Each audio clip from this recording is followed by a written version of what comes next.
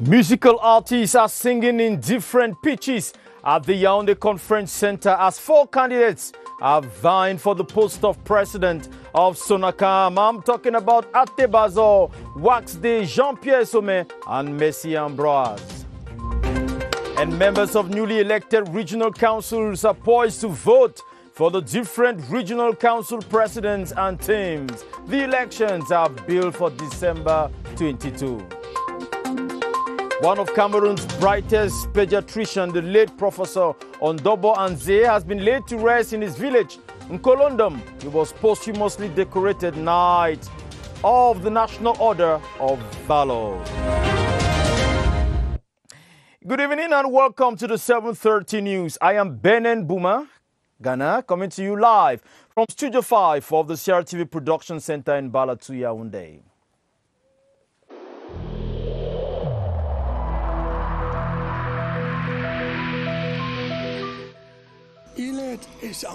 Each of us must comply with the measures that have been taken.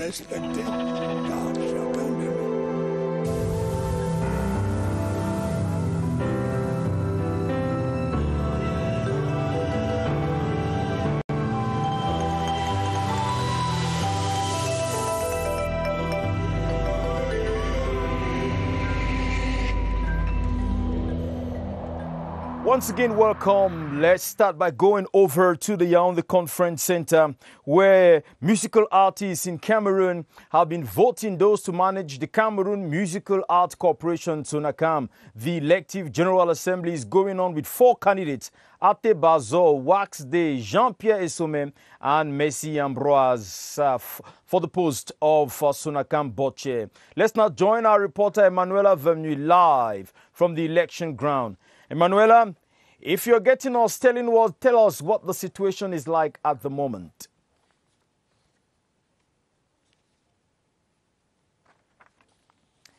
We'll definitely be coming back to get what is happening at the Yaoundé Conference Center with Emanuela Vernu. Cameroonian musicians have been working hard to ensure that they get a reward for their creative work from expected copyright. However, it has been very difficult for them to get so much since the copyright body is always laden with a lot of problems. In the following write-up, Constantine Baum says implementing the October 2020 new status that has been voted will definitely bring better days for Cameroonian musical artists. His report. The most painful era lived by artists in Cameroon is between December 23, 2013 to September 9, 2017. That was marked by quarrels, division, insult, court cases, spatial and arbitrary distribution of their rights. The Cameroon Musical Arts Corporation was created on September 9, 2017 with a mission to assemble all musical artists on noble ideas of mutual respect, permanent creation and tolerance. These values were highly respected with no proper management of the rights of artists. Leaders were found guilty of grave management faults. The way forward for a strong SONACAM is for artists to respect the new text voted during the Inclusive Ordinary General Assembly on October 24, 2020. That assembly also adopted the general regulations and the electoral code that guides election in the association. If artists go by what they adopted, that will help find efficient and definite solutions that will allow SONACAM with regulatory text developed. The applied laws will definitely make the association stronger than some of the individual artists who see themselves bigger than the association. There must be a control of the activities of the board of directors and general management, as there has been serious errors in management accounts of the body. Money for royalties has disappeared without traces and no accounts rendered. In addition, an ethics, discipline, and arbitration committee should get to work among other internal bodies created by the text of SONACAM. I started by telling you that all eyes are turned to the Yaoundé Conference Center, where musical artists in Cameroon have been voting those to manage the Cameroon Musical Art Corporation. And then I said Atebazo, Waxday, Jean-Pierre Sommet, and Messi Ambroise are the candidates vying for the post of SONACAM board chair. Let's now join our reporter Emanuela Vernu live from the election ground. Emanuela, what is the situation like over there? The white smoke is still highly awaited here at the Yaoundé Conference Center, where close to 1,000 artists from the 10 regions of the country have been voting since this afternoon to elect leaders to manage the Cameroon Music Arts Corporation, SONACAM. It is expected, it is a highly expected elections, given that it comes during a period when authors' right management in Cameroon is plagued by serious problems. Who then of Waxley, Ate Bazor, Jean-Pierre Essome, and Messi Ambroise will take home the position of board chair of SONACAM. The results shall be known in a while, given that at the moment it is the vote counting process which has begun, and the ELECAM officials are here to ensure the transparency of the election. Earlier today, the Minister of Arts and Culture, Vidéo, invited the artists and called on all of them to express a sense of responsibility and vote that one person that will help build their corporation from the quagmire that is characteristic of it.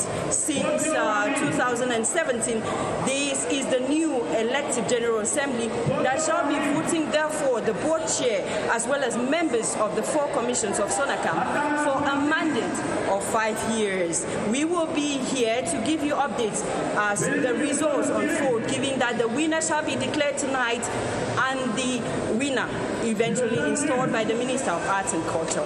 I am your eyes and ears here at the Yaoundé Conference Center. As a matter of fact, Emmanuela Vemnu, courage as you wait for the results. Let's talk something else now.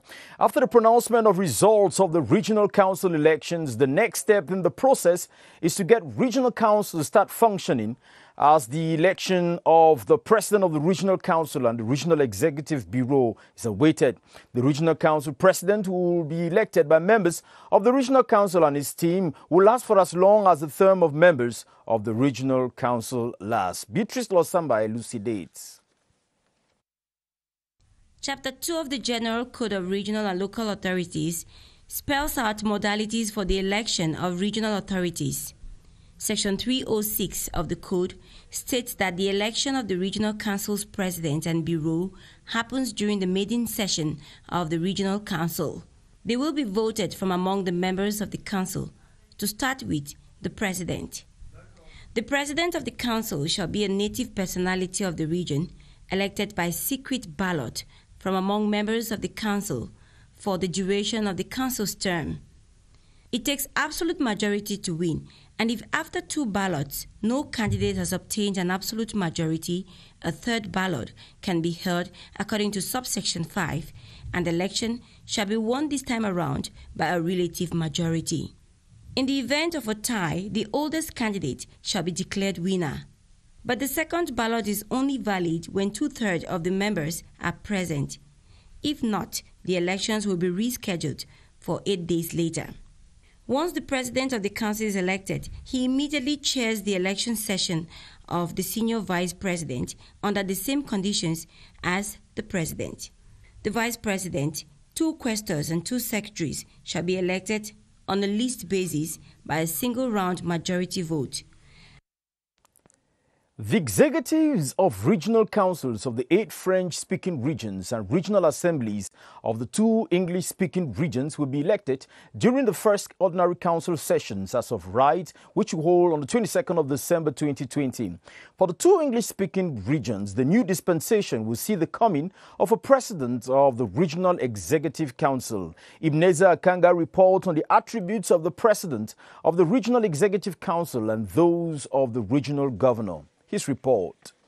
In the Northwest and Southwest regions, which have a special status, there is a region as an administrative unit headed by the governor and a region as a local authority headed by the president of the Regional Executive Council. Their attributions are well defined in the General Code of Regional and Local Authorities. Section 359 sub 1 of the Code states that the president of the Regional Executive Council shall be the chief executive of the region. As such, he shall be the interlocutor of the representative of the state, represent the region in all civilian matters and before the law courts, chair the sessions of the Regional Assembly, prepare and implement the deliberations of the Regional Assembly, authorize the revenue and expenditure of the region, manage the property of the region. The governor, on his part, is the head of the region as an administrative unit. He is the representative of the state and plays an advisory role to the region as a local authority. As the Minister of Decentralization and Local Development puts it, if everyone stays and walks in his own corridor, there will be no conflict between the two. Thank you very much, Ebenezer Akanga, for that report. The third ordinary session of the 2020 legislative year has ended at the National Assembly, with the lawmakers describing the 30 days of legislation as enriching and educative. A total of 7 bills were adopted, including the 2021 Finance Bill, while parliamentary networks legislated on land reforms, health, insurance, and local investments. Esther Kima sampled the appraisal of some of the MPs at the just-ended session. Here is her report. A feeling of fulfillment it was for the legislators on their first mandate. It was a wonderful session, quite enriching. We discussed several laws, for instance, discrimination against women. There are many things I was so ignorant about. They have been informed, and that which really impressed me was the network concerning malnutrition. I went through a big school and I've learned a lot, what the assembly means and what it looked like. Those who made in-depth scrutiny of the state budget showed accomplishments. We are hopeful that the ministers are going to do their work. They propose a lot of things for the development of this country. What was supposed to do has been done. The financial law was voted, even if we in opposition was again. The budget has improved. We discussed so many things that will help to alleviate poverty at the grassroots. Government's non-respect for deadlines to table the finance bill still worries. We could have received the finance law 15 days before the session. It would have given MPs more time to scrutinize it. Unfortunately, it was brought at the last minute once again. Another grist for the gossip mill is decentralization. 15% of our budget should be given to the territorial collectivities. But when you look at this budget, we don't have 15%. The legislators take the knowledge acquired during the sittings to their communities as they begin recess. Top administrative officials and military personnel in the far north region have been coming up with strategies to maintain peace and quiet in the region ahead of the end-of-year festivities. The meeting was presided over by Governor Mijiyawa Bakari, who insisted that though the Boko Haram sect has been weakened in the region, there is still great need for vigilance. Henry Tato Ekambi reports from Marua. Boko Haram is now said to be limping in the far north region, but continues to change strategies. The end-of-year festivities usually come with armed banditry, and the regional elections just rounded off. All these issues and more were tabled at the security meeting combined with a feedback meeting. Instruction that have been given by the hierarchy. Election has been closed without any difficulty, and now we have targeting for the end of year fest, and we have to join our force to see how to fight against those Boko Haram and other bandits. The governor of the far north region, alongside the top military and administrative officials from the 6 divisions of the region, all assured that measures will be taken to ensure a hitch-free end-of-year festivities. Let's go back to Douala to record other lessons learned when CRTV's Director General Sean Dongo granted a conference talk at the University Institute of the Gulf of Guinea. He addressed pertinent issues that augur hope for the youth and spurred them to turn their backs from those that discourage and destroy and focus on backing bold actions to be on the right side of history. Alphonse Bongwa Achu captured key moments of the conference and now presents some of the lessons learned. Mr. Sean Dongo mounts the amphitheater pulpit to share his knowledge and experiences with students of the University Institute of the Gulf of Guinea on a topic which to him is critical to Africa's socio-economic and political development, artificial intelligence. This revolves around the use of the internet and other digital tools to achieve specific goals. First, the ace journalist and manager presents vividly the desolate and unfortunate image which the world gives of Africa, principally the wars, crisis, poverty, corruption, underdevelopment, amongst others. Then succinctly, he presents the reality on the abundance of material and human resources which the continent possesses. To him, information and communication technologies should be veritable tools in the hands of the young Africans to make use of and portray the rich potentials which the continent boasts of. Mr. Shandongo calls on these youths to be hardworking, shun the deviant use of social media, and become exemplary for their country and the continent at large. In this way, they would be changing the paradigm from Afro-pessimism to Afro-optimism. The august guest of Mr. Louis-Marie Njambu, proprietor of the Private Institute of Higher Learning, was earlier given a guided visit of the different campuses and student journalists of La Voix du Golfe. The school's teaching radio station were granted an interview by the high-profile guest. A partnership between the school and the CRTV has been announced.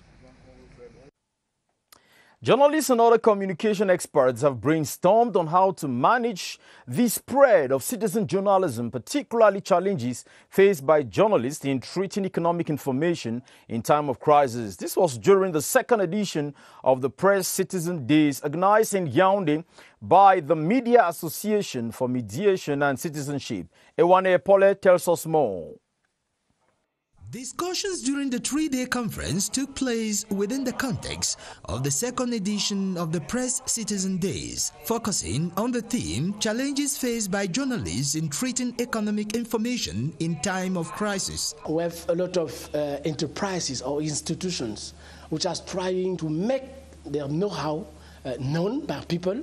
And then the question is, how far can these institutions, army, the other group pressure, etc., how far can this institution go?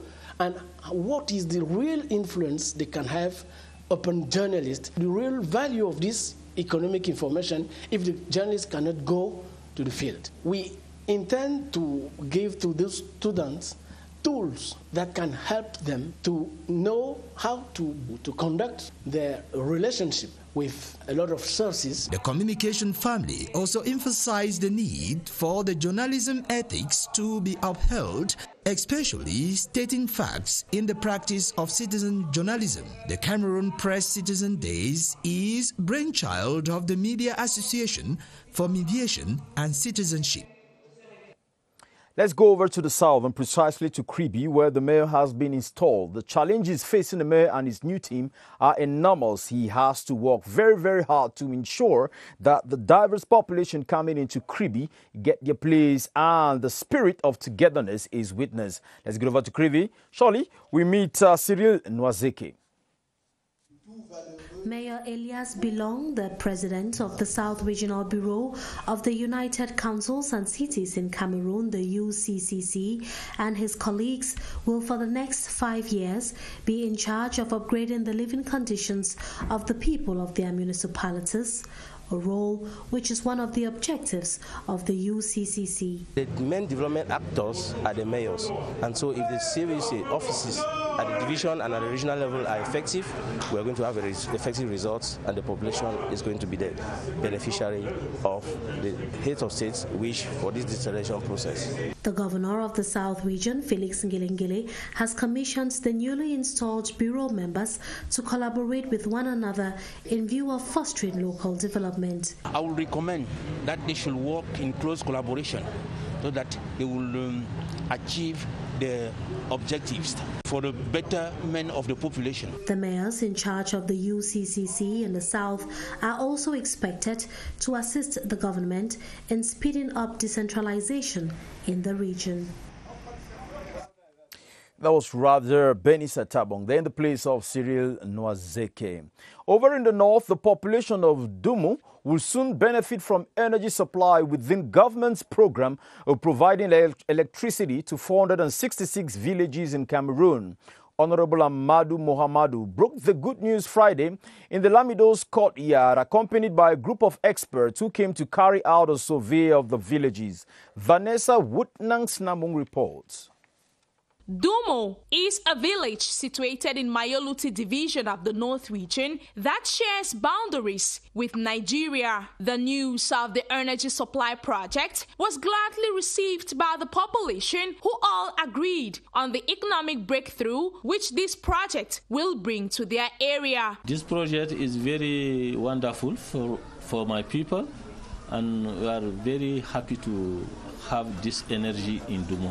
Electrifying Dumo will enable the youth to be engaged in different activities, thereby reducing unemployment and contributing to the improvement of the living conditions of the people, amongst others, as affirmed by Amadou Muhammadu, the Member of Parliament and an elite of Dumo. The Honorable equally came along with experts who carried out a survey of the area to better understand the energy needs of the people.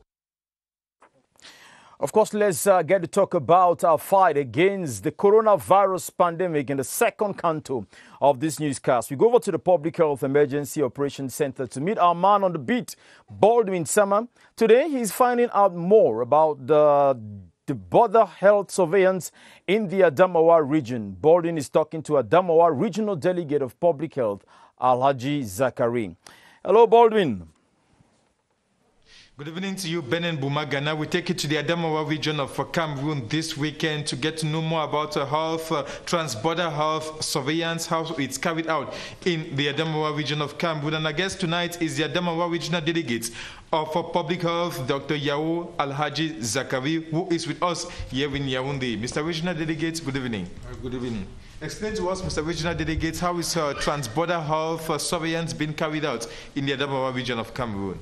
Yes, in Adamawa region in Cameroon, we, under the national directive and the prescription of Minister of Public Health, we took necessary measure to ensure to upgrade the SOP of our all health center at the border. Indeed, we upgrade our surveillance by controlling all the COVID-19 tests coming, the passenger coming in Cameroon, so that with a delay of 72 hours for the PCR and 48 hours for the RDT, we control it. If the test is up to the delay, we resume the passenger on the new text, COVID-19 test. So we have two cases now. If the case is positive, we have to treat him and put him under confinement on the nearest health center. But if the case is positive, we allow him to continue his journey. Finally, Mr. Regional Delegate, we've noticed that there were some differences in terms of the different screenings carried out at the different border posts for Cameroon. For example, we have the PCR screening. What are some of the challenges you face with these differences noticed as far as the screening at the border post is concerned? Exactly. These differences between the countries giving us some problem, because passengers will not understand really the exact strategy of each country. So what is happening, there's a conflict between them and our health workers at the border. So we try to sensibilize them, to explain them each country has its own policy, and they have to respect the policy according to the international regulation, sanitary regulation. So if you are coming to Cameroon, you have to abide to the rule and regulation of health in the Republic of Cameroon. So we have to continue sensibilizing on both sides of the border to our population who are moving in each side. So it's not easy, but we are trying to our best to make sure that they understand our policy and they have to abide of our regulation. Thank you so much, Mr. Regional Delegate, for being available with us live this Sunday from Yaoundé. That's the situation in the Adamawa region of Cameroon. Back to you, Benin Bumagana. Thank you very much, Baldwin Sama van Cayman. Please continue taking good care of yourself.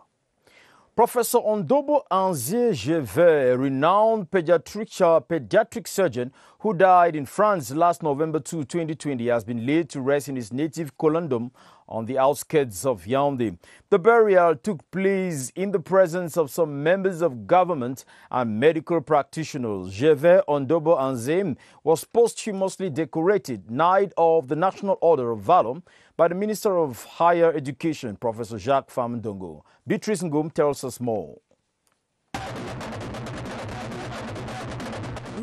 Because of the Nsilawu dance, a ritual dance performed in honor of the dead in the central region of Cameroon. Lyrics of the dance are resonating loud here in Colondon in honor of Gervais Ondobo Anze, a pediatric surgeon and university professor who died in France on November 2 due to poor health. Some members of government, friends and family converge on Colondon to accompany him to his final resting place. In the different eulogies, Gervais is described as a man who loved humanity. Rest in peace, our hero. During the Requiem Mass to pay him last tribute, the chief celebrant, His Grace Jean Barga, and the clergy as a whole implored the eternal mercy of God on Gervais Ondobo Anze and told family members not to rely on earthly pleasures, for goodness and comfort comes from God alone. Gervais Ondobo Anze is posthumously decorated Knight of the National Order of Valor by the representative of the head of state, Professor Jacques Famundongo, for his services rendered to fatherland. He returns to the land of his ancestors at 61, leaving behind his professional family and nuclear one, in a state of grief, yet hopeful, as the clergy assures them Gervais is only gone to join the choir invisible. And may his soul rest in perfect peace. Ngondo officials say the youths hold an undisputed position in the traditional institution and would have to ensure continuity. That is why this year's theme calls for the exaltation of the youths. Dixon Ashu had a talk with the Secretary General of Ngondo, Pamphile Yobe, and in the following report throws more light on the reason why the youths had to take the spotlight on this year's Ngondo Festival. The structure sits on a surface area of 5,000 square meters, sharing space with the Beseke grandstand. It holds a capacity of 2,000 persons and the design was selected on purpose. It has the form of canoe that's long like this, and even the pillars, they have form of paddle. So I think it's very significant of our people, Sawa people. The site is symbolic and recalls traditional heritage. Formerly is here that Ngondo used to have its meeting. On this side we have Aqua Canton and the other in Jonjo. The three-floor edifice is divided into three sections, that is, each to host different services. At my left, there'll be services, administration part. At my right, I can say cultural space, museum, and in the middle we can organize ceremonies there. Class and comfort defines the new Ngondo head office, now at almost 80% completed. A multi-billion project launched in 2016 with the foundation stone placed by the head of state. Its official opening is planned for early 2021. The government of Cameroon has tasked promoters of digitalization in Africa to ensure a second online space which promotes peace and development. The statement from the Presidency of the Republic was read out at the 9th board meeting of the Smart Africa Institute by the Minister Delegate and the Ministry of External Relations in charge of cooperation with the Commonwealth, Felix Mbayu. Charles Ebune reports. 30 countries, 760 million people. That is the Smart Africa family, which Cameroon became a member 3 years ago. Permit me to salute the efforts of Smart Africa, its commitment to the digital transformation of the African continent in general and of its economy in particular. The Smart Africa Network is one of the online ecosystems poised to make the digital space a secured one for a multiplier investment in Africa. By reaffirming Cameroon's commitment towards the effective implementation of Smart Africa's initiatives for a prosperous and connected Africa. At this year's summit, moderated virtually by Rwandan President Paul Kagame, President Paul Biya tasked leaders to engage for online businesses which promote peace and unity. If we want to achieve these noble goals of our common strategy, then the time to act is now. Because, as His Excellency Paul Biya underlines, I quote, "The digital society that is knocking at our doors will not wait for latecomers," end of quote. Amongst instruments worked by Cameroon for the development of a people-friendly digital world is the Agency for Information and Telecommunications Technology. The Sociek details with Brenda Miche from CRTV Center. Many inhabitants of Ngomenzap have been jubilating over the construction of the roads linking Yaoundé and Kribi through Olama, which has now made things easy as against the past when the transportation of goods and services was a nightmare. Here yesterday to travel to Yaoundé around 1 p.m. and by 6 p.m. I was back. This was not the case at first because things has really changed and now it's very easy, not difficult again. This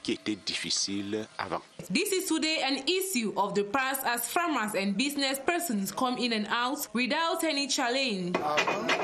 At first, transporters refused to enter here in Ngomenzap with their vehicles, but today the issue is different as they are the ones running after us due to the good road. Close to 70% of the stretch of roads linking Olama-Kribi has already been tarred. Like the common adage that says, whenever a road passes, development follows. It is now obvious that the people of Ngomenzap are headed for a real boom. And it is also obvious that we talk sports. The team that is going to represent Cameroon at the CHAN beat RS Fortuna today 2-0 in the Festive Solidarity taking place at Bankomo. The team now tops Group A with 6 points. And away from football, Zimbabwean visitor Mapwanga has won the second edition of the Open Golf Charity Competition organized by Elesa Lottensen Foundation. He beat Senegal's Sambanyang in an all-foreign final played today at the Yaoundé Golf Course. Daniel Ekonde reports. Proper preparation prevents poor performance. That's the watchword Zimbabwean visitor Mapwanya held on his third trip to Cameroon to win the Open Golf Charity Tournament. I came here early and I got used to the weather, the condition of the course, and I gave myself a big chance to prepare myself for this victory. His Senegalese opponent had trailed him throughout the 4-day event, but failed to level up on the final day. I made more mistakes than my adversary, so that really cost me a lot, and I had to chase him the whole time. An all-foreign finale is the result the Elisa Lottensen Foundation got in organizing the second edition of the tournament at the Yaoundé Golf Club. Tournament is an international tournament now. The finalists represent 2 countries in Africa. And this is a big now good players in Africa. The winner goes home with FCFA 6 million, a double increase of last year's prize money. Thank you very much for watching the 7:30 news. At 8:30, watch Atabadin Omar with news. God bless you. Keep watching the CRTV. Good night.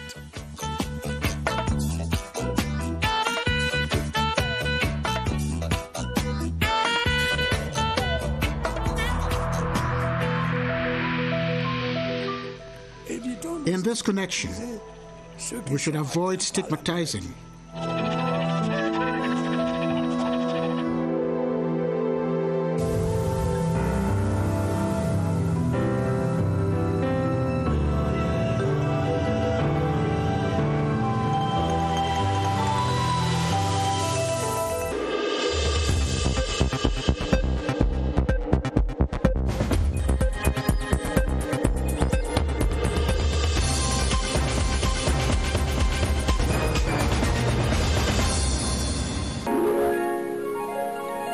CRTV News, ici, toute l'info.